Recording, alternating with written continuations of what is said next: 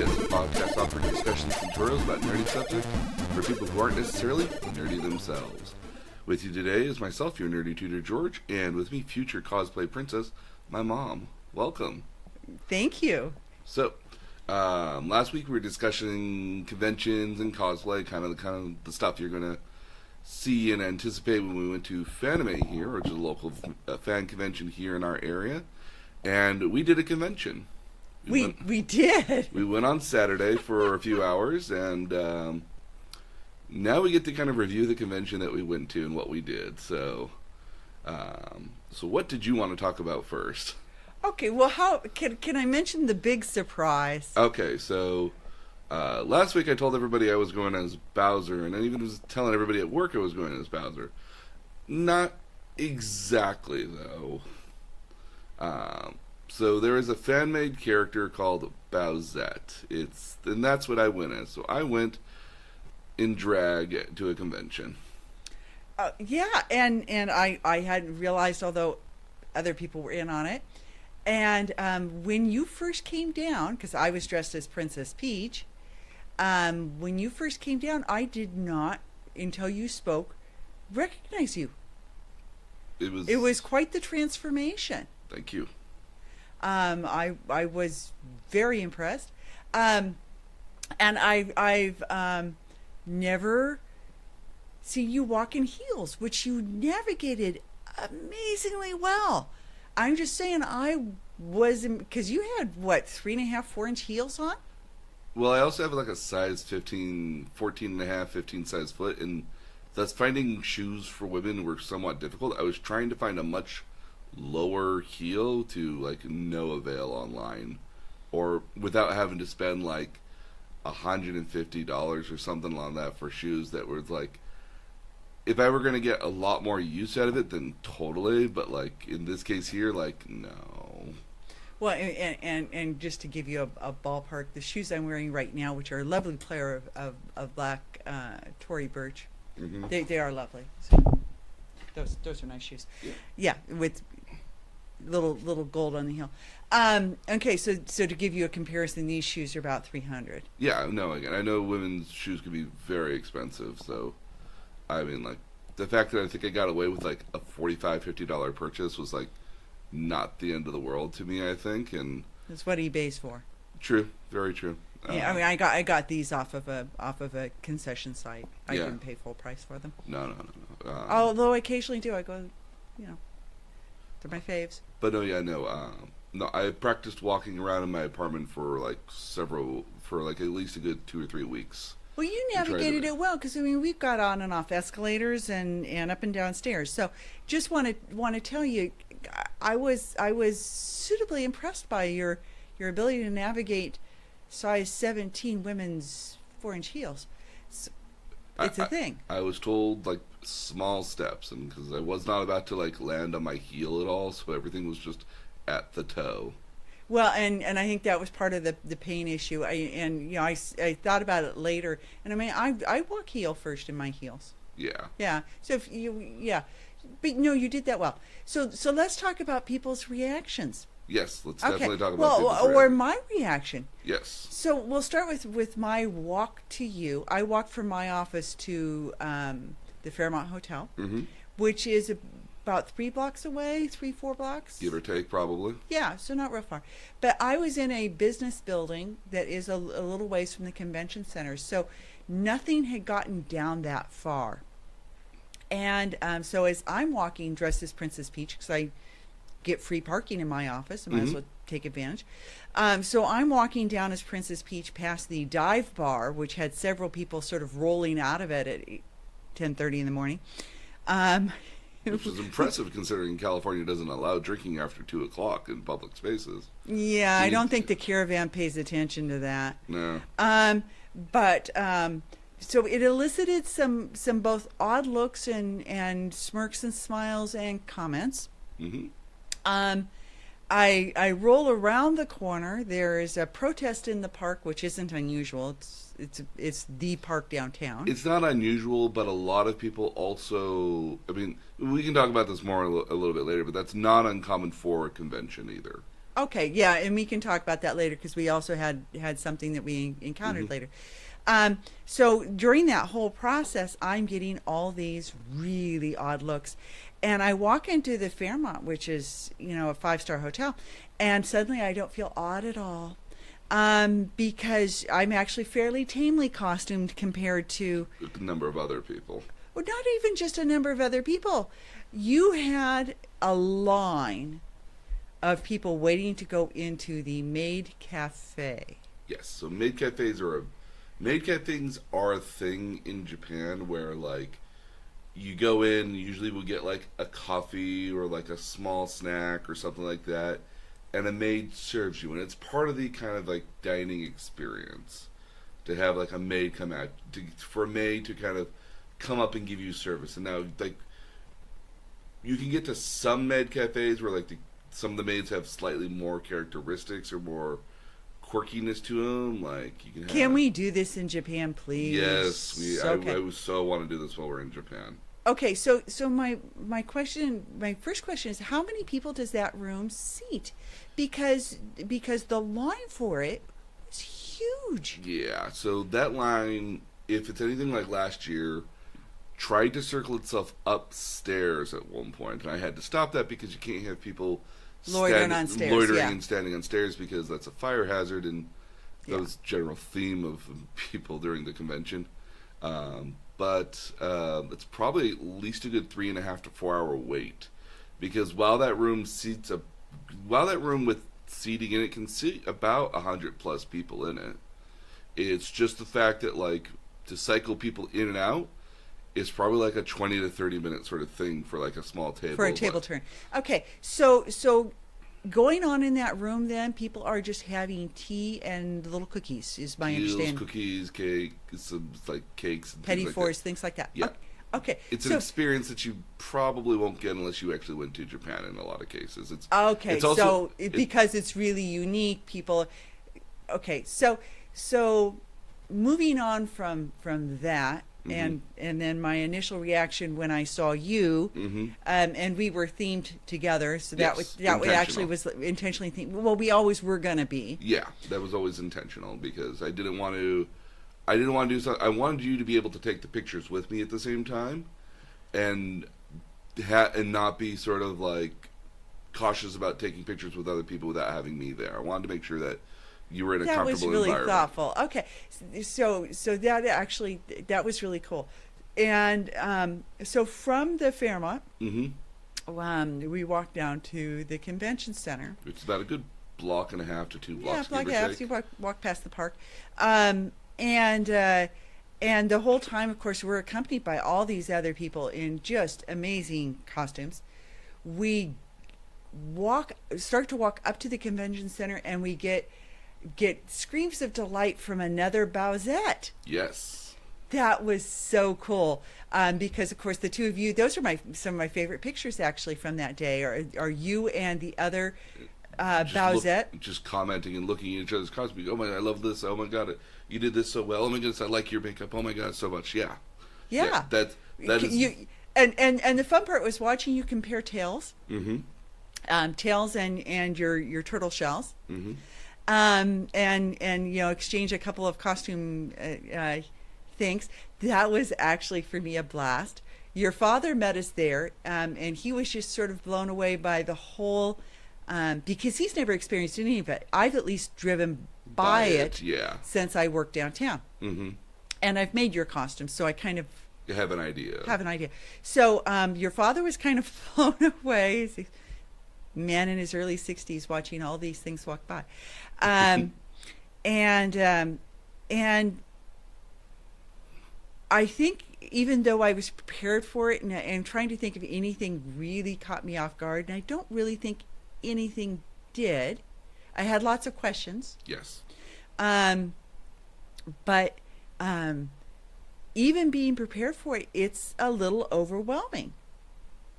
Yeah, I mean, this is so the front of the convention center is like that patio, sort of lobby, sort of Presidio sort of area that I was commenting about, where everyone's going to take pictures at. And it was designed actually because I was in the planning department during the time that it was being designed. It was designed with the intent of that outdoor area being a an area where you could have displays, where you could have sort of, it has some featured art in it that's intended for posing. And there's stairs. There's quite a bit of recessed space. There's a number of like floral arrange, like plant life and trees and stuff like that. Like it's a cornucopia, and actually in a really good case here, a lot of different options for photographs, photography, and cosplay. And it was intended to be an outdoor space that could be used during conventions for large blow up things, for all those sorts of things. So for this purpose, it was really cool. You had all these people posing, and it made for really cool photo ops, which people were amply taking advantage of. Oh no, yeah, no. A lot of the professional people, because like going inside sometimes is, obviously when we went inside, you saw how limited the space was to move around in some cases. So a lot of the professionals will take the photos outside, also just because it's also in a very neutral sort of setting where they can avoid getting like a lot of other cosplayers or people in the pictures, things like that. Cement walls apparently are very popular for cosplay pictures, and things out of the way are also, again, so you can avoid being in anybody else's way or having somebody else like ruin your shot that you've been like being meticulous about. And it has a lot of what we term hardscape, which are those cement retaining walls and sort of things that form interesting shapes. Yes. Okay. So when we went inside, they were pretty meticulously checking badges. Yes. Which I expect is normal. Not uncommon. I mean, I've been to some conventions where part of the problem is always that, like, as much as this is a fan convention, is that they're attempting to make back the money on what they're going to spend for it in order to be able to get more money for next year when they're going to have funds to go spend for it next year. So right, for all your deposits and your down payment. Deposits, like, you know, the space, electricity, so forth like that. Because you've been on both sides. You've worked in... I've worked it, and then I've also been a part of it. And badges are a big deal. It's one of the reasons why...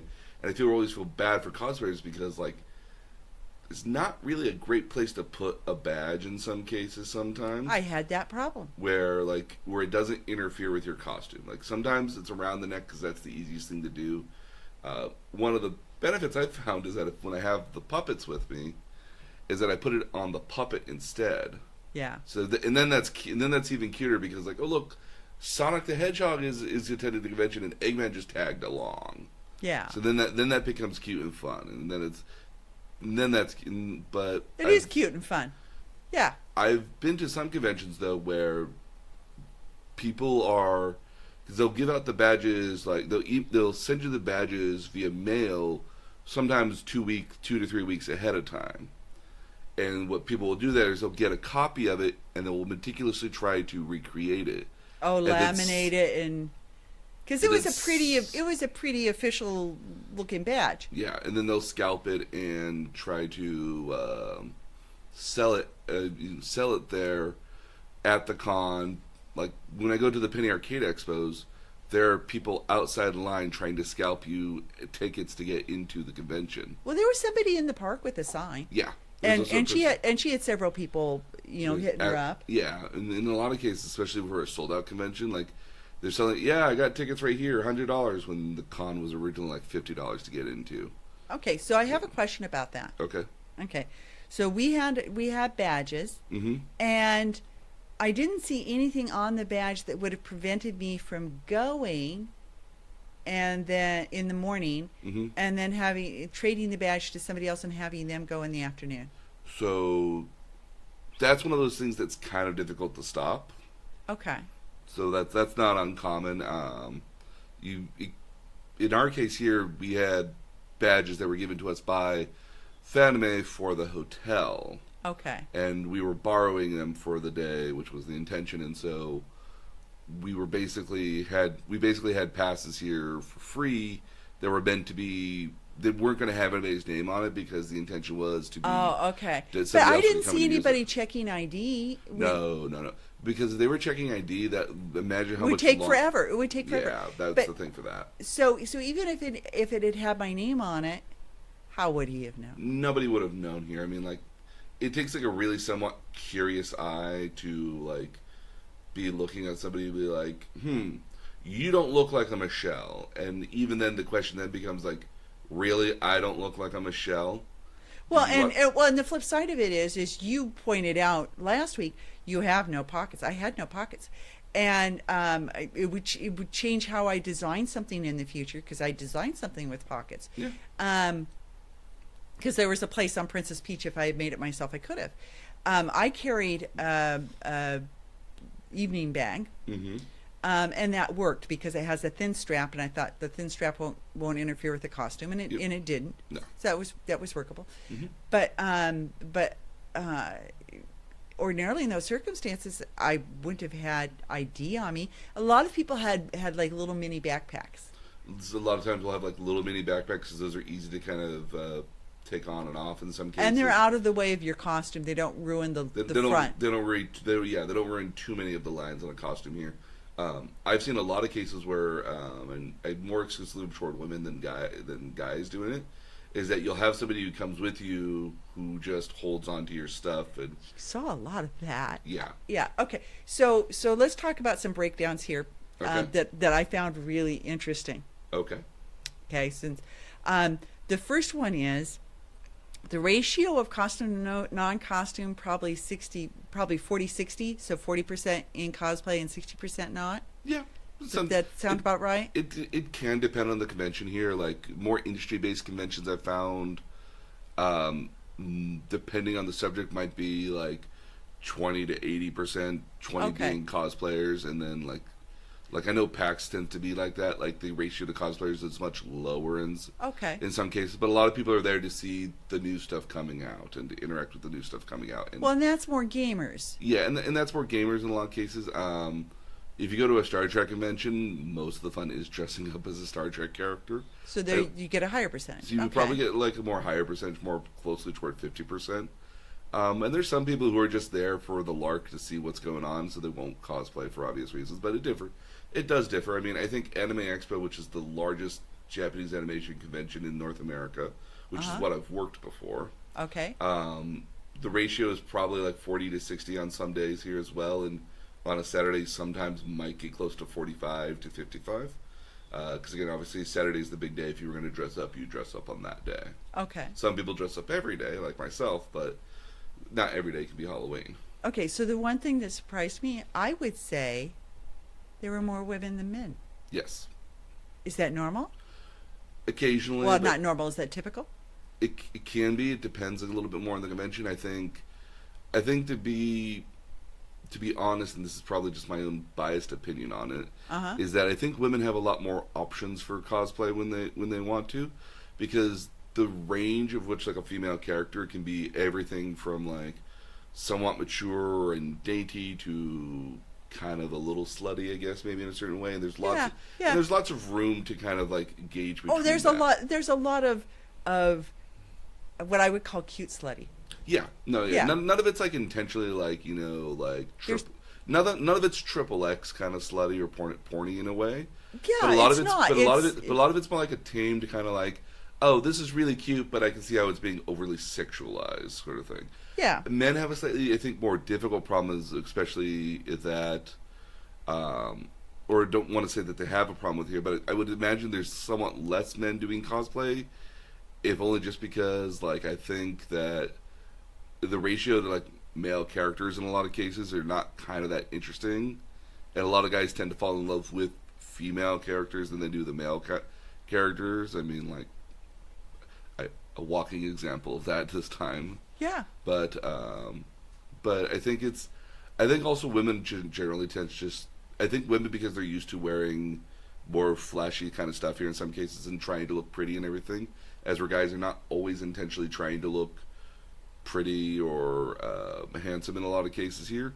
women, I think, maybe have a slightly easier entry to barrier into entry to get into it versus like men who are. Oh, women But- like dress up. They dress up from Yeah. the time they're kids. Yeah, guys are not super into dress up a lot of cases. I mean, like, Yeah. But you saw there's always. Oh no, like- there's. Oh, I mean, in terms of so of the cosplayers, I would say that split was 60% female, 40% male. There were Probably, still yeah. quite There's still quite a bit of males, yeah. quite a few guys. Still quite a few guys, but a lot of girls. Lots of little bunnies. Yeah, we saw quite a lot of Lots bunny of girls. Lots of schoolgirls. Yes, that's a popular one. Lots of maids. Yep. Matter of fact, there was a whole presentation on a stage with maids singing some sort of choreographed, They were dancing too. yeah, song, yeah, and dancing, and that was cute. So lots of schoolgirls, lots of maids, lots of spittoons. We saw a couple of people in Splatoon sort of stuff here, but I think more or less because that's kind of somewhat easier to do. Okay. Like for example, like we got my younger brother here and his nieces and his wife. Like I got them all Splatoon hats for Christmas the year Yeah. before, Yeah, and that was I think that was maybe because they play. Yeah, because they play, and it was maybe a $10. It was maybe like I think like a $20 investment in each one. Yeah. And if you were just going to do that, you could spend like $50-$60 on that, or make it yourself in some cases, and not be too difficult. I mean, because a lot of what's great about the Splatoon characters is that they're wearing for pretty much everyday clothes, and the only difference being is that you just have a brightly colored, like squiddy sort of headpiece, and so you could very easily get away with that if you just took off the headpiece. Like you would just be walking around as a regular person. So that's the barrier to, again. Like a lot of the time when I speak to a barrier to entry, Uh-huh. is less the notion of like an ornate, a very ornate costume like you and me did, versus like a very easy costume to kind of just pick up real quickly. Like so, a lot of the reasons why you saw the maids was because those are very prevalent online and easy to kind of get. You can get that at a costume store. You can order it off of Amazon. Okay. Yeah, the same thing Okay. with like the schoolgirls here. You can find those fairly easy online, and especially if you're a smaller size here, the options are far more varied than if you're a bigger person, where like because they're mostly made in Japan or for Yeah. smaller, for that. I mean, like it'd be a little more difficult, I would imagine. I could see that. Yeah, and then that's a valid comment. bunnies, like I don't know what I don't know how easy that would be at the end of the day, but like I would imagine it's just like a strapless leotard in some cases and some bunny accessories, but like Well, so you saw a couple different versions of bunnies. You saw the full-on sort of Playboy bunny suit with the and fishnets. You saw sort of a schoolgirl bunny. because Um, there are characters for that. Okay. You saw sort of a bathing suit bunny. Mm-hmm. So you saw different versions of the bunnies. It was, to me, it was fascinating. As you said, there was people who were in and people who were all in.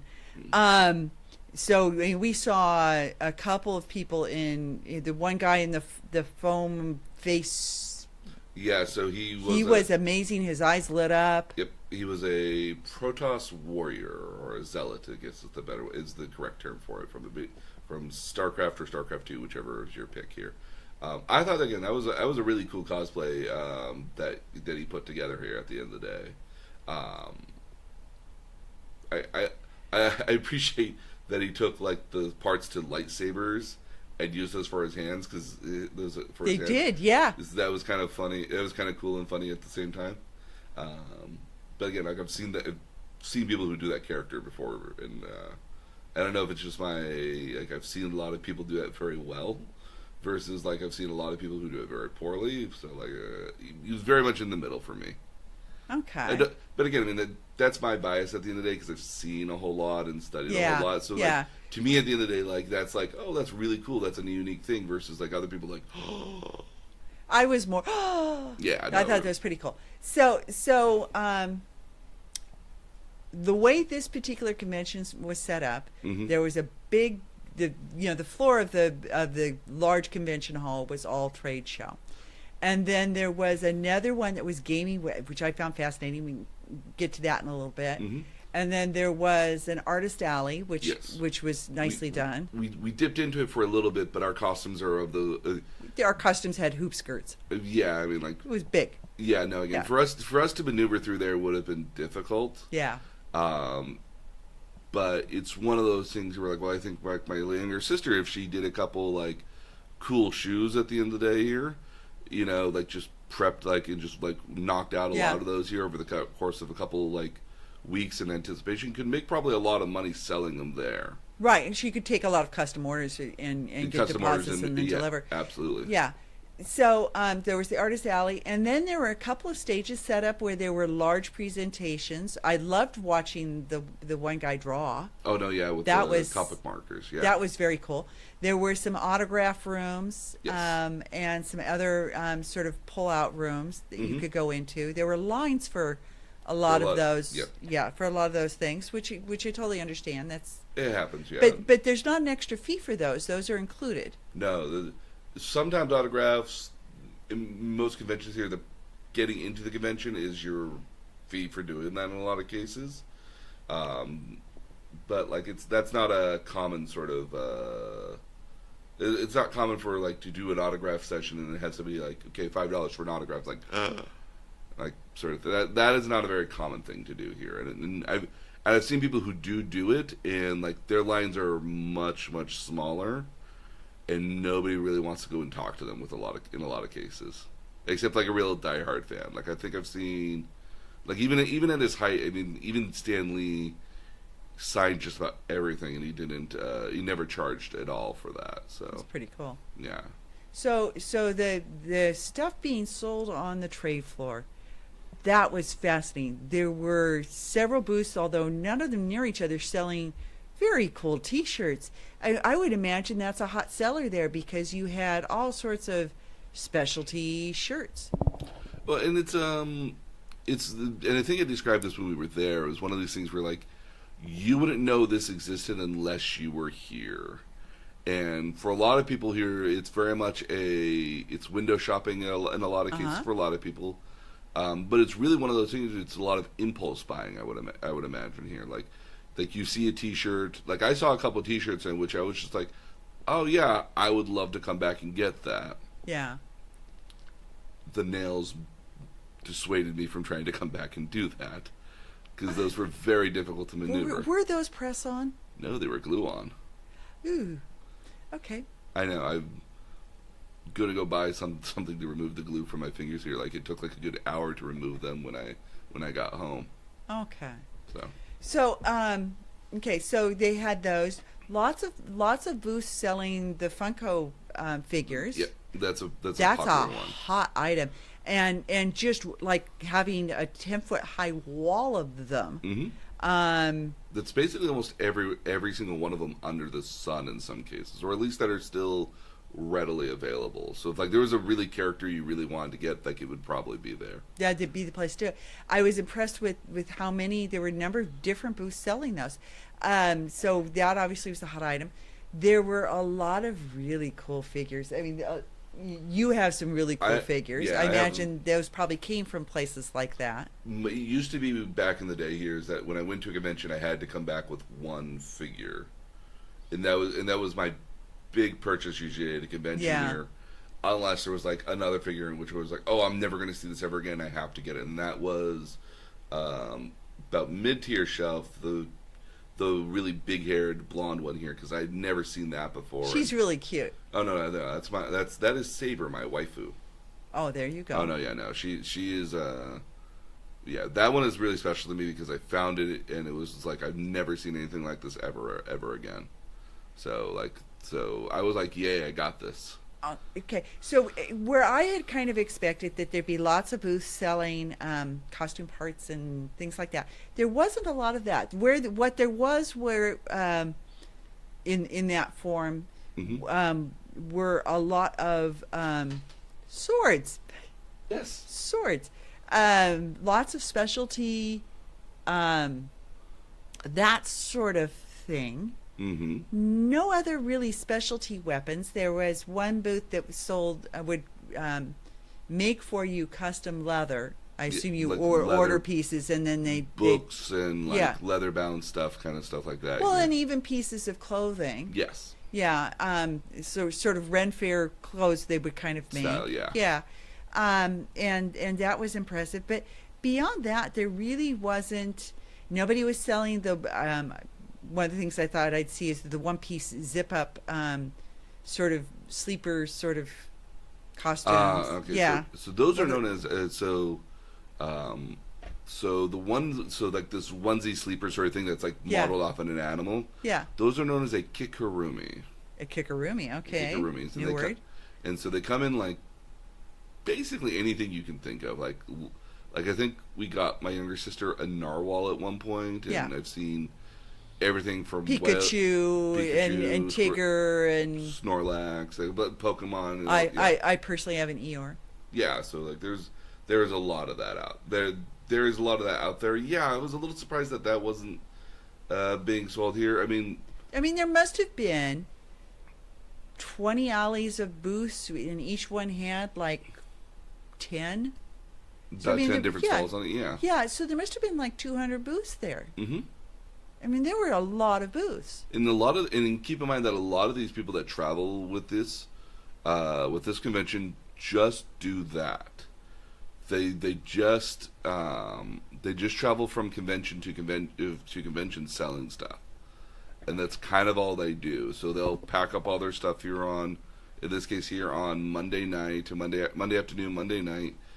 They'll put it into their truck, and they're going to drive that truck, that semi truck here, to the next convention. Which might be in Los Angeles, or it might be in like Nevada, or it might be in Seattle or somewhere in there. That's all they do is just travel from convention to convention selling stuff like that. Well, we actually have a tenant who is a trucking firm who trucks that stuff. So they actually, this was interesting to me. So Legacy Transportation had trucks going out of there mm-hmm. on Monday night, and they are taking it to the next place. So they're taking loads for several different sellers. Yeah, and in some cases like the same seller. Or okay, so maybe the same, but they would box up multiple loads and go off, and they specialize also in doing trade show stuff. Yes. So so they move trade show stuff around too, the same sort of thing, where people are at the same trade shows and you pay them and they ship it on to the next destination. Yep. So I thought that was interesting, that would have qualified for that. I noticed when I was going home from work on Thursday, vendors lining up to get in with boxes and cartloads and trays of stuff. So I think on Thursday night they were probably waiting to get finalized and set up for their booths. Yeah. Yeah. So I thought that was interesting. So logistically, they're in it for 5 days. Mm-hmm. When Anime Expo, which is the convention down south, there's literally a series of volunteers that all they do for the week before the con starts is just set up booths and stuff for the convention. And it's a specialty type of volunteer that basically works from, like, I believe, like, it's Monday through, or usually it's like 4 or 5 days before the convention starts. They help load in all the people that are coming into the convention, so that's lines, booths, display stands, because again, you have a lot of industry people coming in. But you also have to have people just set up the tables in general and the curtains. Well, and in a lot of situations, you're forced to use whatever union contractor that the convention centers mandate, and there's a charge for every plug and every table and every chair. It gets even worse. Imagine if you're the guy that needs internet, or you're the guy who needs to do online sales, especially because nowadays they do a lot of online sales through their phones, and they have like a little card reader on the phone. Square, or in some cases they're using laptops. Or hey, what if you're the guy that has to have, power outlets for the half dozen TVs you need to show off your game, or stuff like that. Those are huge logistical issues, especially if you're also at the end of the game here, like you need online access to be able to be like, oh, enter in your email and you might win a prize and join our mailing list. Yeah. That's again, it all depends on the convention that you go to. Again, like the bigger the convention, you might have like this is also a fan event at the end of the day here. Like, so not a lot of industry people there. So a lot of Not a lot of the big booths. Like I'm used if I go to trade shows within my industry, which is real estate and construction, I'm used to the big booths. Oh yeah. And this isn't that. No. Or this particular one wasn't that. No, I mean I think the largest booth we saw there was still the same people from Bandai selling the Gundam figurines and like the specialty sort of like stuff that was behind the glass cases. Yeah, and their booth probably was the largest booth. Their booth was sort of enclosed, and I assume that's for security reasons. So that, because you only had one in and out, which would limit, because they had a large square. You only had one in and out, which would control theft. You also had a lot of people, which if they did have like kind of a 360 sort of thing, or they had like a 270 sort of like display sort of thing, like one of the walls had that's just like a wall of cellophane on the side of it. Yeah. Same sort of control issue. So logistically, the room that impressed me the most was the gaming room. That room was incredible. So there were banks of computers. Some of them. So the room was separated into several different banks of computers, and you could go play games. Yep. There was a very famous gamer. They had a sort of a stage show towards the center of that room. Yep. The something Khalid, the completionist. I've actually met him before too. So I have a picture with him, I believe, on my phone from one of the Penny Arcade PAX South actually. Okay. We were on the same flight, and he almost got kicked off because they didn't have enough people for the flight because it was going to snow in, and like I was also concerned that for that convention that I was leaving on a Monday morning, and if I didn't leave that Monday morning, I wouldn't get back home in time for work on Tuesday because it was apparently about to snow in San Antonio, oddly enough. Okay. Or the weather was going to be so bad that you wouldn't allow any flights out on the rest of the day. And so we both barely got onto that flight because, like, obviously he runs a YouTube channel. He's got a lot of research and other stuff that he has to do and other stuff he's got to go see. And if he can't go back to get to work, like, not a whole lot he can do in San Antonio on his own. Yeah. So, I mean, within reason. They had a stage set up there, and I imagine that stage was also used for when two teams were going to be playing games against each other, which is becoming slightly more common in conventions with the rise of esports as they were. So I imagine that stage also serviced just as a stage to watch people play like StarCraft, Overwatch, League of Legends, things like that. I would imagine. So I found that interesting. Mm-hmm. That's how that room was set up. The other thing I found interesting about that room was there was a whole bank of older computers. Yeah, I don't know about older video game consoles. Yes. Okay. Yeah. Well, so there was like when we immediately walked in, there's probably about 40 or 50 some odd computers that are just there to play games on, oddly enough. And people seem to be playing, because a lot of them were at the same points. They seem to be playing each other. Yeah, they might have been playing with each other, or they might have been playing in a similar game network for that. Okay. Which is very cool at the end of the day when you think about it. Like, oh, hey, let me log onto my account and I'll play with other people here at this convention. Yeah. Which does happen. I mean, the Penny Arcade Expos are literally known for having like 200 or 300 computers lounges, and other people are like, it's a bring your own computer.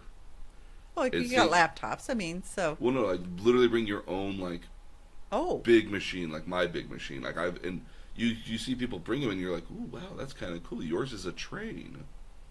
Oh, okay. So one of the things I was fascinated by was there was a place. Was it in that room or in the other, where you could buy like light up parts for for the inside of your computer, components, Yes. So, and a glass wall so you could watch them yeah.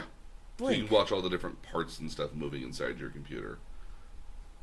Yeah. Never seen that before. Oh, well, again, mine has a glass window on it here, but that's just because that came with the case. I don't particularly care for it, if only just because, like, it doesn't make any difference to me. I mean, I got my case because of the number of fans on it to try to keep it cool. Yeah. And there's even parts on there where, like, if you see the front panel there, like, that's expansion spots for more fans. Oh, And because the computers run very warm. okay. And I've actually considered, like, at one point here trying to look into, like, water cooling it. But I'm also just so paranoid of not doing it correctly that, like, I get water all over my computer and break my computer. So I'm like, I'll just stick with the fans. Yeah. And they don't, and I've never had a problem here with that. So Okay. they got to dust it out a little more So frequently. the other thing that was in that room, there were tables set up so that people could be playing with what looked like even like Game Boys and stuff like that. Yeah, so there was a lot of just random empty tables with the intention of people playing board games, playing Magic the Gathering, Yu-Gi-Oh. Oh, we did see that. Yeah, we saw card games going. Yep. So there was that there. We saw There- a number. We saw a number of tables that had like Wii's and video game consoles for people to play video games on. So we saw a lot of them where a couple were like, I think we saw like an old school Nintendo to play Super Mario Brothers. We saw like we saw some PlayStations, Dreamcast, like probably like 15, almost 20-year-old game consoles in there, just It was pretty. hanging out playing old games. It was pretty cool. And then there was a group of people doing Dance Revolution. Not Dance Dance Revolution. It was one of those like it goes back to like the Wii U and the Kinect here for the Xbox 360, where like you dance in front of a screen and it like tracks your body to tell you if you're doing the dance correctly or not. And you could see people on the And screen. there was a lot yeah. of people like dancing with it as well. There had each. Oh, I each, tried it for a little bit. Each little booth probably had like at least like 8-10 people. half dozen people. Yeah. Yeah, a lot Yeah. of people just dancing to that. And to me, like I don't get that at all. But like to watch it and be like, oh. It was fun to watch. Oh yeah. There was also a lot of arcade just standing cabinets there too. Yeah, there were almost like old pinball machines. Almost, yeah. It was pretty cool. A lot of those. What I found was very cool is they had a lot of the Japanese style cabinets there, and the Japanese cabinets are very much this like sit down, enjoy yourself sort of station sort of thing. Yeah, Um, like a little bar stool on it. yeah. Well, basically it's like sitting down to like a little computer and you would play on there. And usually what ends up happening is that the other controller for the second player is actually on the opposite side away from you. So you can't quite tell what the other person is doing, as where in America you're like one person's to the left and one person's to the right on the yeah. same Yeah. unit here. So that I thought was really cool. They had a couple. That's another thing I really want to see when we're in Japan. Just go to a arcade store. Just go to a They were pretty cool in Taiwan, I have to say. yeah, there's just the number again. It's the kitchen sink syndrome in Japan. Like they try everything, and if it doesn't work, great. We'll move on to the next idea that's crazy and weird, because who knows what will be popular. There were whole halls of the claw machines in Taipei. Oh yeah, no, that would not be uncommon. Japan will probably be much worse. Okay, so the other thing that was in that room that I found was really interesting, and here's the question is I think people were probably paying a fee to do it, but there was a model area where you could make and paint models. You could Yes. put together and make and paint models. Were they models that you purchased next door, or were they? Possibly, I mean, There was like, paint, there was glue there. I've seen a convention before, and I want to say it's probably Anime Expo, where it was this entire booth that just sold Gunpla, which is Gundam models, Yeah. and there was just a guy on his own on just like his own table, just making it for people to watch, and people were just fascinated watching him make these models, and basically he would spend the next like 2 or 3 hours just taking apart a model piece by piece, sanding down the runners on it, just trying to do like a quick little paint job on it, put it to the side, and then put it all together, start a new one while that paint dried, start a new one here, and you just continued like that. We saw a guy who was literally drawing Copic markers, and somebody else, I guess they were talking about something else in the background, but all that was on the screen was just this guy with the markers. Well, he actually, I was listening to him, and he was actually explaining what he was doing. Yeah, what he was doing. Okay. And how he draws different characters, and he was explaining, and again, this is something your sister uses those same markers and does some watercolor Yep. style things with them. And he was explaining how he draws hard and soft lines and why he uses them in different. So he was doing several characters, and that to me was just fascinating. I've seen people who have what they're called they're drawing tablets that like full monitors that you basically would just sit in your lap. It's like a huge 24 by 24 inch screen with buttons on the side. Yeah. That's just people just drawing on that and like coming up with stuff, and you watch people do it, and it's like, oh wow, he made a light in the background by just making like crosses with this one thing here. Cool. And it's like, but people just watch people do that for a while. That's really, I always find that to be really cool. So what else did you find? What else did you enjoy about our walk around? I enjoyed having my picture taken. Yes, That was fun. that was a big deal. So interesting to me. Mm-hmm. There were because I figured my there's nothing unique about Princess Peach. Everybody knows Princess Peach. Mm-hmm. And I was surprised. I was the only Princess Peach I saw. We saw several daisies. Yes. We saw probably a half dozen Bowsettes. Yes. And then probably another 4 or 5 Bowsettes in wedding. Where is that Bowsette, or is that? So the entire thing about Zed is that there was a new version of the game of Super Mario Brothers that came out, and one of them had Toadette, which is this little girly version of the Toad character. Right. And when she gets a crown on her head, she turns into a bigger version of herself, which happens to be a princess.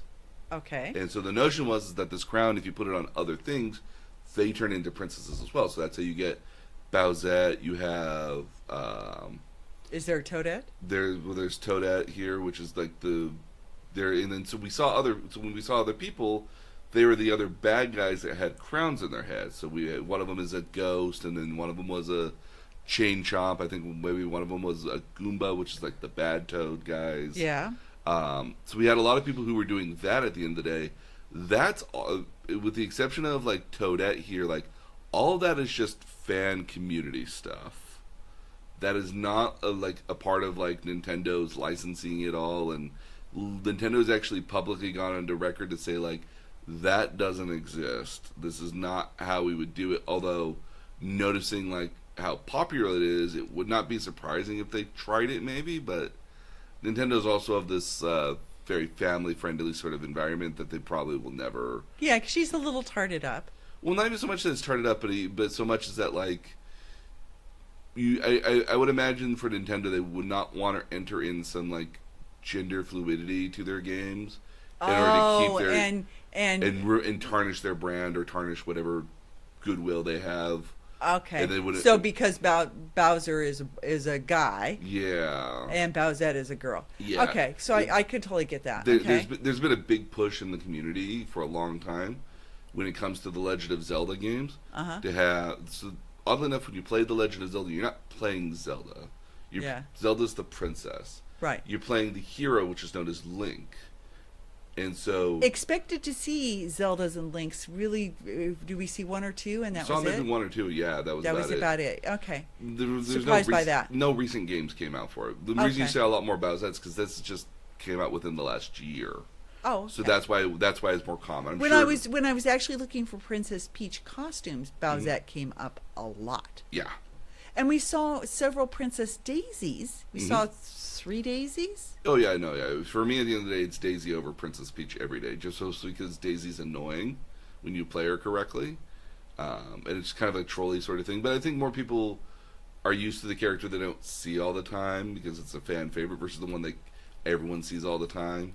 Okay, so I chose something that was too popular. No, it's not that you chose something that was too popular. I mean, nobody else was dressed up like that, Nobody else was dressed up like that, and which is part of the fun of that. I mean, yeah, like, and it was fun, and you, if and you're, everybody knew who I was. and if everyone knows who you are, and if you're the most unique one out there because you're the only one out there, then you kind of have the market on this. I mean, like, I know from experience here, like, because you don't see a whole lot of Princess Peaches. Like, if you dressed up as Mario, like, you have an instant. Like, There were a lot of Marios. Yeah, but that's also again like an easy entry barrier sort of thing. Yeah, Like, because it's a pair of overalls. it's an overalls yeah. and a red shirt, And you like, can buy white the hat. Yeah. the gloves, and most men can grow a mustache or can get a mustache online pretty easily. Yeah. So Yeah. so there's that. So we took a number of pictures with We did. one of my favorites is we had several versions of Bowsette and you and I. Yep. And so that was kind of fun. Mm-hmm. I enjoyed I enjoyed the game of like, ooh, what's that? It's like me like quickly trying to remember what on earth that was that I saw. It was like, oh yeah, that's this from this and this. So yeah, so to explain that, almost the entire time we were at the convention, I would see something walk by, some sort of cosplay walk by, and I'm like, who's that? What's that? Who's that? And you had answers for pretty much all of it. A good majority of it, yeah. So we saw one of the things that interested me was we only saw one or two Disney characters, so that's obviously not. I mean, and most of those were young kids, so that's obviously not a thing. We saw a couple of superheroes, but the superhero I remember seeing the most frequently was not the typical one. I saw several versions of Guardians of the Galaxy. Yep. As opposed to no Iron Mans. We did see a Thor. Yes, we saw a couple. We saw a couple Thors. We saw a couple Endgame Thors because that was a little bit easier to get into, I think. So we saw one of my favorite Endgame Thor was somebody who had made their hammer out of a Budweiser 12-pack. Yes.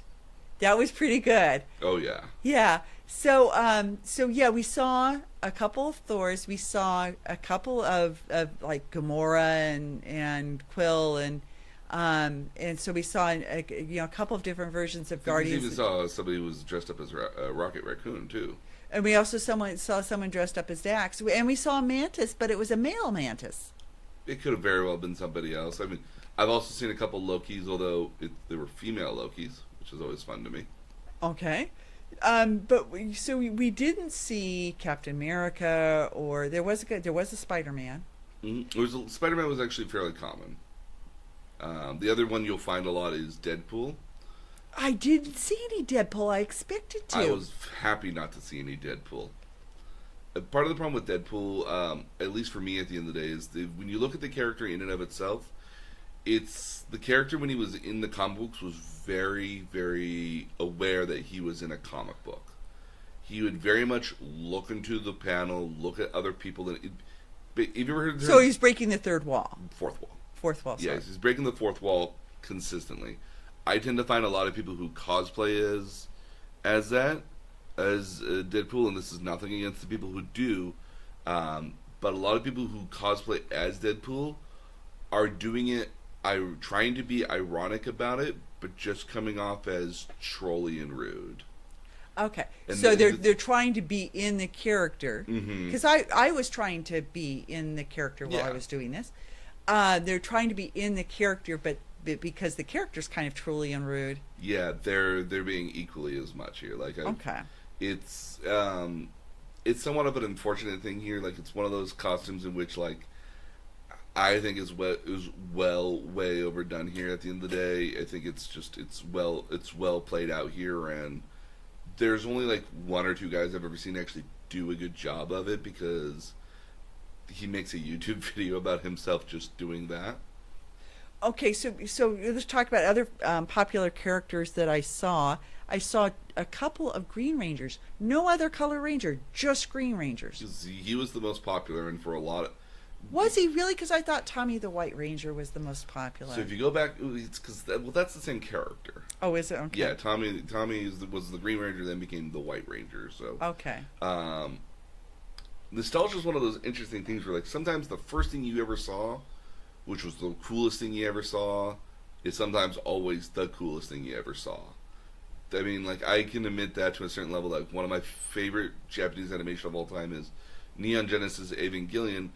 I didn't ever get to watch the full thing until, like, college when I found somebody who had all the episodes for it, and I had a lot of episodes for it, but in bits and pieces on VHS, because back in the day, if you wanted to buy something legitimately, you bought VHS tapes, and I got the dubs because those were like $5 cheaper than the subs, which were more expensive for whatever reason. Yeah, I never understood that either. Like, why would the dubs, like, this is so much easier to watch versus the subs? Why are they so much more?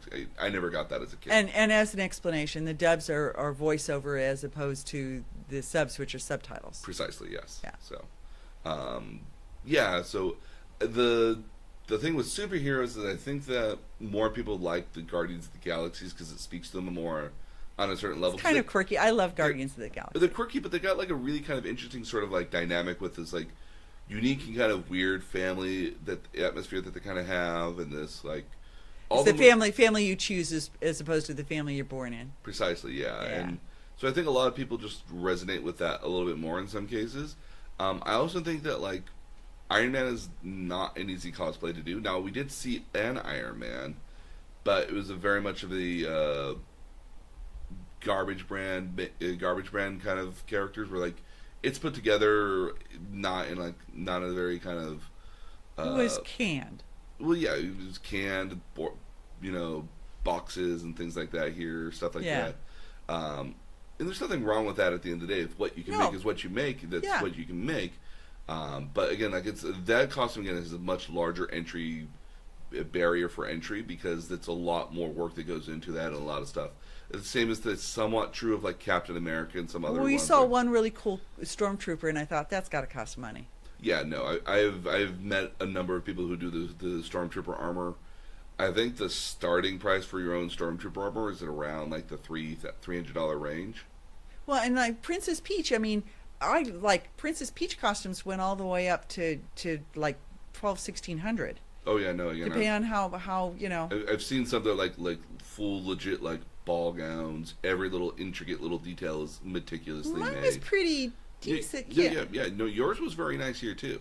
So and I wasn't paying that for it. No. Okay, so the other thing, if we're talking about full-blown costumes, there were a couple of people that in what looked like rental Pokemons.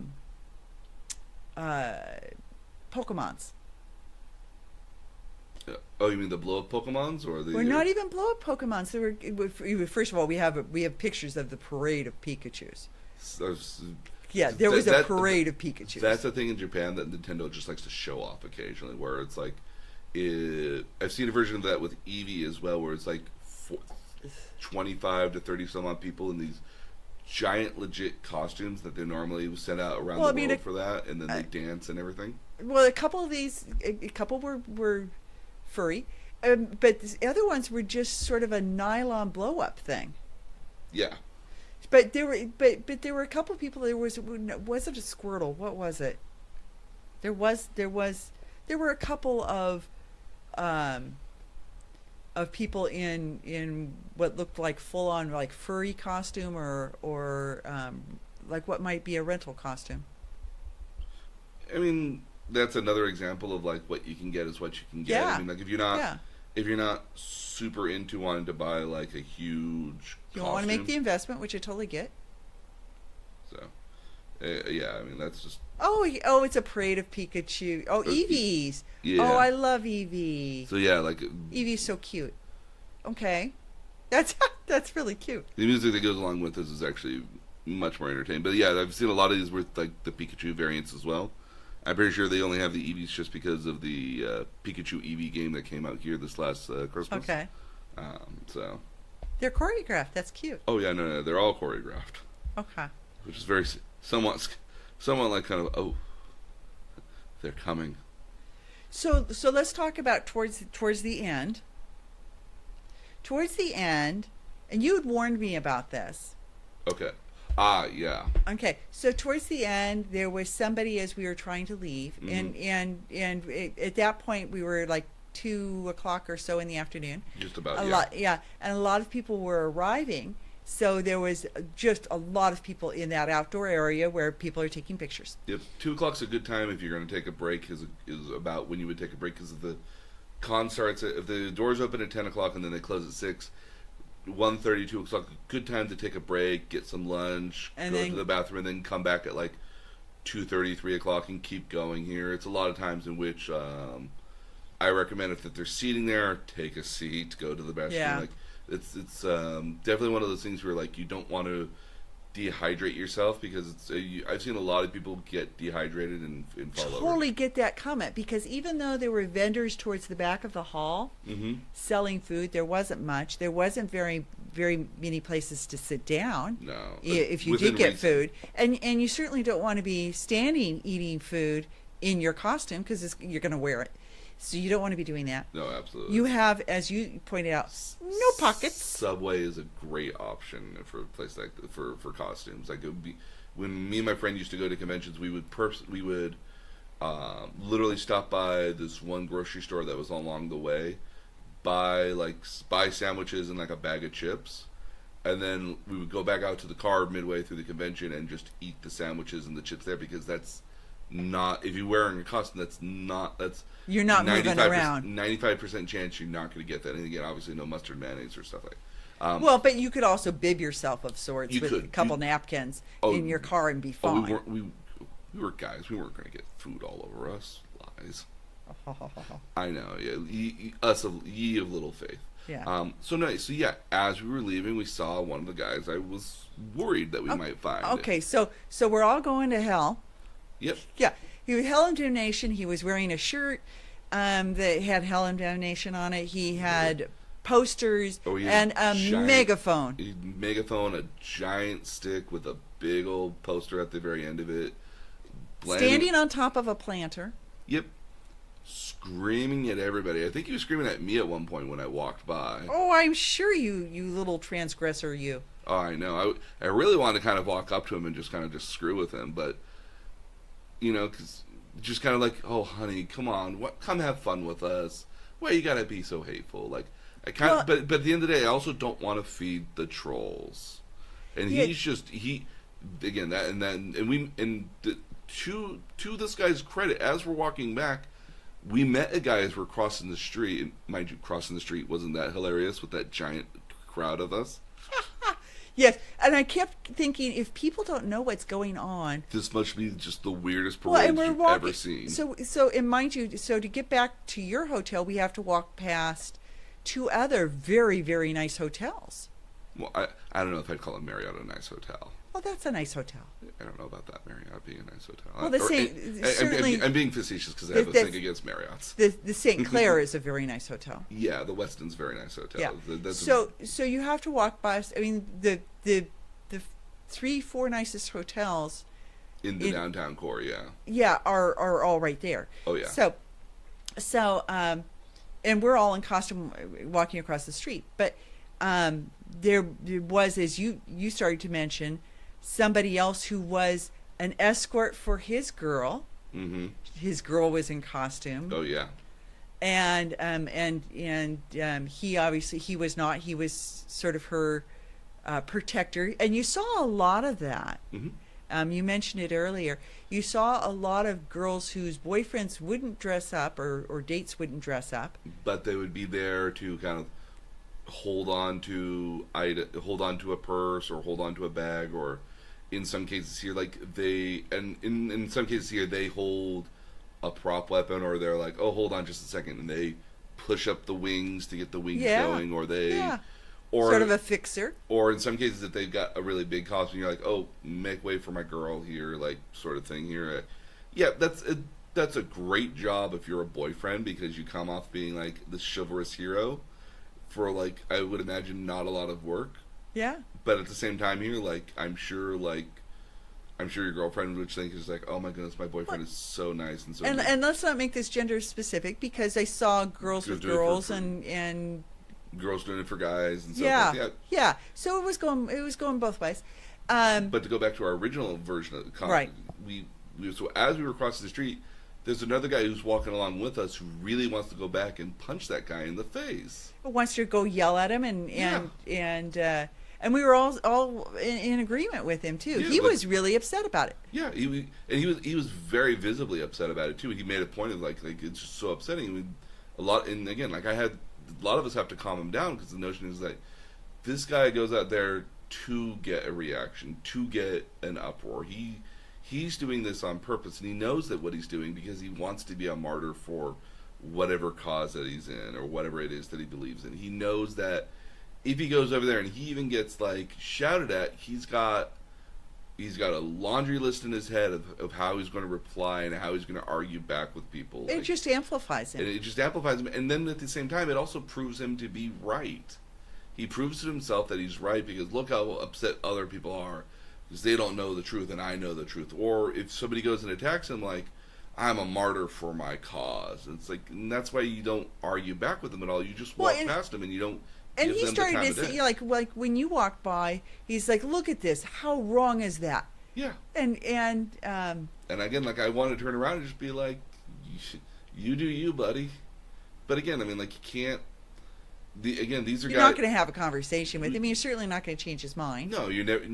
There's nothing in this guy. And you could have a conversation with the guy that would just go nowhere, and you would just be wasting your time, and you'd both be upset at the end of it. But he's already upset enough to be there anyways, and so like this is one of those times in which, again, don't feed the trolls. It's not worth Well, it. and I'm always tempted with somebody like that to say, I'm in church every Sunday, and I teach Sunday school, and how can you say that then I'm not a Christian because I'm not the same flavor as you, and all that. But as you said, it just amplifies him, and so you sort of brush that aside. Now you warned me that is a fairly standard thing, yeah. Yeah. Because again, I mean, like if you, how do I explain it properly? You don't go and preach to people you already are. Like if you're in the same community, you're already in the same community. You don't need to sell people on the notion that what you're doing is right or what you believe in is right, because everyone around you agrees with that. You're already with kindred spirits. You're already with kindred spirits here. And if you're this kind of guy that thinks that I have to tell everybody how horrible they are, you're not going to go to the place in which everybody agrees with you. You're going to go to the place where people are more likely to not agree with you, in the hopes that you would, I don't know, save or convince one person that what Do they're you doing. think he's going to sway one person who's going in or out? I don't honestly believe that. I honestly don't believe that's actually the point at all. Well, I don't think so either. So he's just there for the fight. Yeah, no, he's looking for the fight. He's there with the intention of getting into a fight, and he knows that whatever he does, that he just is that he can say whatever he wants and get away with it because everyone there is either A, too meek to stand up to him, or B, understanding the notion here that we don't need to stand up to a bully like this. We can just walk past him. Yeah. But again, he wants the fight. He wants the interactions. He wants somebody to come and punch him in the face. He wants somebody to come and take his sign and throw it to the ground. So that way he can go back to his own people and say, like, look at what I did, like, look at how great I am. Which, again, is why you don't feed the trolls, and you don't. Well, and walking over, we saw several men in the park who were handing out pamphlets and were offering, do you want to talk to me about God? But they weren't saying anything negative. And it basically was one of those things like when you passed by them, if you never responded to them to begin with, they just moved on. Right. And they didn't say anything. And to me, that's fine because he's again, it's another person trying to proselytize to other people here at the end of the day, but just not being rude about it, Well, yeah. See, they weren't picking the fight, and they weren't calling anybody names, and they weren't. There was no hell and damnation there. No. And so if you were of a mind to reach out, you probably would have been more likely to reach out. Probably been more receptive to it. Yeah. So I don't think that guy was there actually to convert anybody. He was there to pick a fight. Looking for a fight. He wanted somebody to fight with him. He wanted to be able to say, like, look at me. I fight for my ideals and for what I believe in. And at the end of the day, you're like, yeah, you do, but you're still a fucking dick. Yeah. Excuse my language. So. Yeah. So one last thing, one thing that surprised me was The Rock. Somebody dressed up as The Rock, which of course is a WWE. Yeah. And I was surprised by that because that's like nothing to do with. I saw, we've seen, I saw a guy dressed up as Jon Snow from Game of Thrones. Another person is Daenerys. Again, the fan convention here, again, this one is a little bit more, obviously a bit smaller than the bigger ones I've been to, but I've probably also been spoiled by going Okay, to you're bigger. saying smaller, and to me it was huge. No, yeah, there were yeah. thousands of people. Yeah, this convention brings in probably about 8,000 to 10,000 people on average every year. Okay.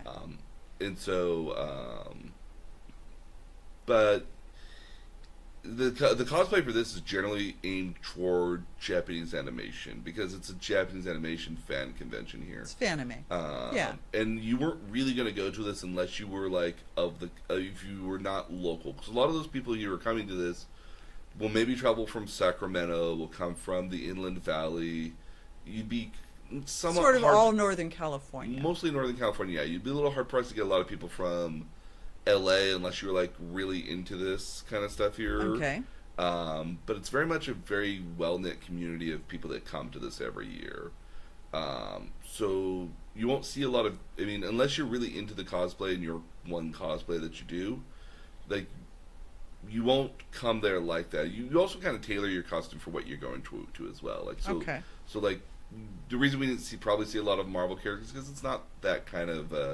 It's not a superhero. It's not an Avengers. Not a superhero convention. It's not like Agents that, of Shield. It's yeah, not, like yeah. I mean, if you already have like a Marvel cosplay here, you probably have an anime cosplay as well. Okay. In all likelihood. Okay, that makes sense. Yeah, so you might have like multiple costumes, and again, we were just there for the one day. You might see somebody, and I've met a person when I went to WonderCon in Anaheim here before I moved up here. She went, I forget what she was the first day. She said, "Are you going to be back tomorrow?" I was like, "Yes, I'm going to be back tomorrow." Great, I'm going to now wear this costume tomorrow, and came in another costume, which was the girl that came in as the female Dr. Robotnik. Oh, Which I love and adore. I love that picture. I know love her you so mean. much too. She was so excited to see me and everything, and she came with her own like cool like prop, and I was just like, oh my goodness, that's awesome. Yeah, So, yeah. no, I know the picture from that. So I know who you're talking about. Mm-hmm. Yeah. No, yeah, and so yeah, but she had multiple costumes, and she intended every. Well, single you day. have multiple costumes. Have you ever taken multiple costumes? I try to just go as the one normally. Okay. If only just because it makes it a lot easier to find myself in the photos. Yeah. And as opposed to looking for like 12 different costumes sometimes. Yeah. But I mean, I almost considered coming back on Sunday as Dr. Robotnik. It's just, You have to shave your head. well, I would have to shave my head, and I again, a greater affinity for walking around in heels. My calves were killing me after a certain point. Yeah. No, the foot thing's real. Yeah. It's why women get pedicures. But again, I mean, like we had a very interesting cosplay experience here. Again, I mean, like your first time in costume walking around like that, like you learned quite a bit of cool things that you would do differently next time here. That's part of the fun of other. I would shorten it so I didn't have to wear heels. It's That a lot too. of walking. That too. You said. And I wear heels all the time. And you said you might get a hoop skirt instead of. Yes, it would have been easier because I have petticoats. Yeah. So. Yeah. And then maybe you sew in pockets to the costume next time too, because if you had that kind of time, you might have been able to do that. Yeah. Because I don't imagine that would be too difficult to sew in. Actually, because I had to take it in, I even have the perfect place to put them. Yeah. So. So there's options there. So. Yeah. But yeah. So what was your favorite thing outside of the cosplay that we saw? I think I was really, as much as the figurines were actually so cool. I loved watching the guy draw. I found that fascinating because your sister's an artist, my daughter's an artist, Mm-hmm. and so I'm always fascinated by that. But being in the room where people were playing, that was intense and cool. Yeah. And then watching them in that same room, watching them put together the models. So there was so much. It actually. And keep in mind, we didn't see everything either. Like, we didn't go to any of the viewing rooms to watch some of those shows that were going on. We never went to any one of the panels or any of the late night stuff that happens, because late night stuff gets even more interesting. Okay, so if I were to do it again, Mm-hmm. I think I'd want to do the maid experience. So I'm glad that we're going to be able to do that in Japan, because there was such a line for it. There must have been something like something uniquely special about it that Yeah. made people want to do it. But it was cool to see how people made their choices, and sort of look at, especially the people who really committed and went full on with the makeup and everything, like you. That was cool. That was really like cool. 3 hours worth of work to do that too, which is again, the pencil near the bottom of the eyelid is the scariest thing in the world. I don't know how women do that. I don't do that. I'll do the eyeliner above, but not below. No. That, Yeah. Just doing that, I was just like, not my cup of tea here.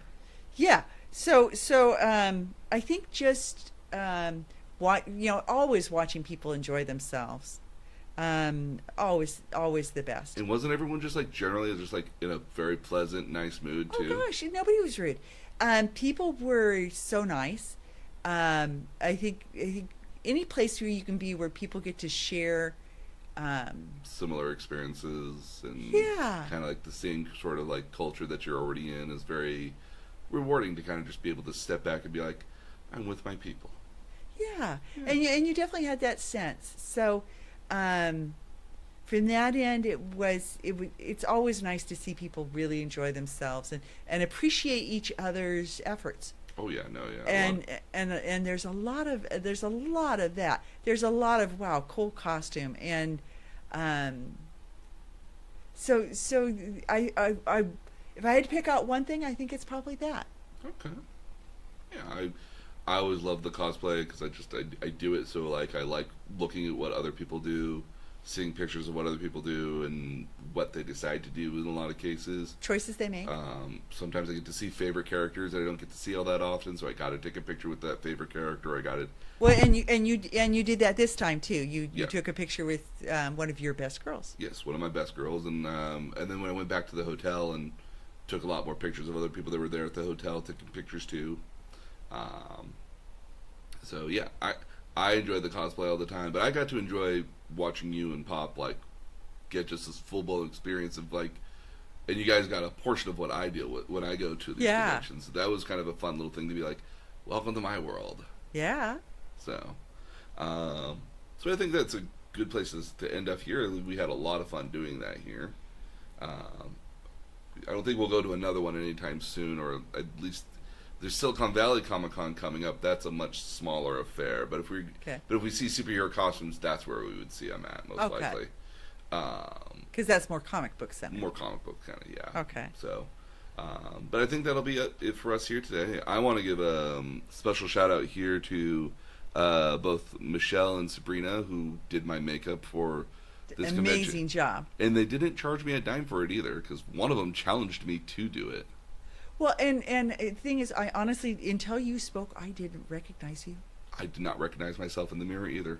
There you go. I mean, I had big old. I mean, they did contouring. You had on double my D's, and they drew you on. Yes. Well, they drew me on. I thought that to be the most interesting part there, because again, like if you did not know otherwise, I'd look at the pictures and I'm like, oh. They contoured you. Yes. Well, I knew they were doing that. Yeah. So, but no, yeah, no. Again, I just had a ball giving that a try here. I thought that was interesting. People kept thinking I should do Ursula next time, and I'm just like, I heard that comment several times. yeah. I mean, like, maybe, but like, I don't know if I want to do all that again. Don't blame you. It's a bit much, but like, if I have to, I got the gear for it now. Yeah, you do. So, all right. So again, I wanted to give just a special thanks. Well, to when them. are we? So when are we going to WWE? That's coming up. We are there. We will talk about that. There are tickets here in June coming up here. Okay. And so that is something we can have a nice, fun little experience with. Okay. But I think here for today, that's good enough for us. Okay. I want to thank everybody who we met at Fanime here. So if you're joining us from Fanime, thank you so much for coming on board with us here. We're going to post all of our show notes, and we'll post a lot of the pictures that we took here on our Facebook group here at facebook.com/nerd tutorial podcast, and then also on our website at nerdtutorialpodcast.com. We'll post a lot of the pictures and show notes there. And again, thank you for joining me for Fanime here, Mom. Until next time, we'll see you guys next.